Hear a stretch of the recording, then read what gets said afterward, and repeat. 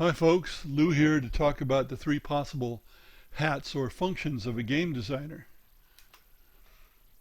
And my first thought in this context was from role-playing games, but it applies to all kinds of games. There are three parts to a game designer's job. First is pure game designer, designing the mechanics and the visual and haptic accessories, if any, for the game. The mechanics include the interface. Then second, we have storyteller or historian. Provide a context for the game to help people learn and play it. And third, we have teacher. Provide advice about how to play the game well. Number one has to be in the rule book about the mechanics. Number 2 and 3 can be a part of the rule book or not, depending. So, to generalize, we have rules, advice about how to play the game, context for the game, if not the story or history behind the game. The exception here is a purely abstract game, and abstract games are hard to sell because they have no story or history.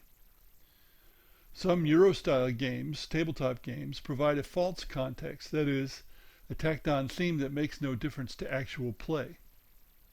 It's there purely for marketing purposes. Now, typically number 2 and 3 are delivered in designer's notes. My game Britannia, for example, includes a little advice and a much longer history lesson.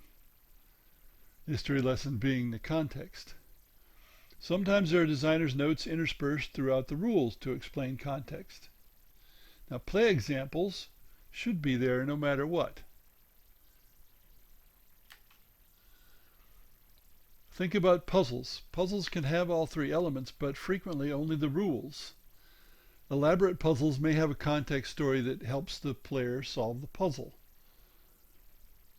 And keep in mind, single-player video games or tabletop games and cooperative games are usually puzzles. Then we have toys. Nowadays, toys may have all three elements, though traditionally they had none. You made it all up yourself.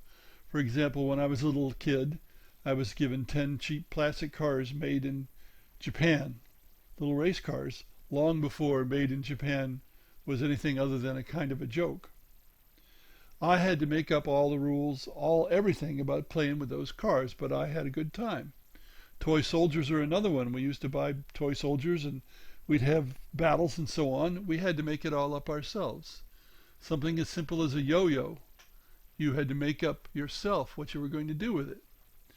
Now we have what some people call corporate toys. They're tied to a story, maybe a movie or a book or a story that's built up over time. The corporation provides the elements, if they're provided at all. It's all about the corporation. People look to the corporation for additions to their toys. G.I. Joe is an example. We also get independently published advice about how to play games.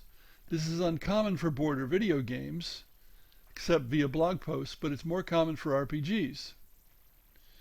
In RPGs, you get books that are almost entirely advice about how to play the role-playing games successfully.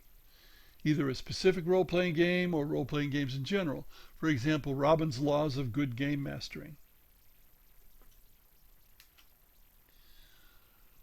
So one of the three hats is necessary, the other two are optional, and you have to decide, in conjunction with the publisher, how much of number 2 and 3 are going to be there. Thanks for listening.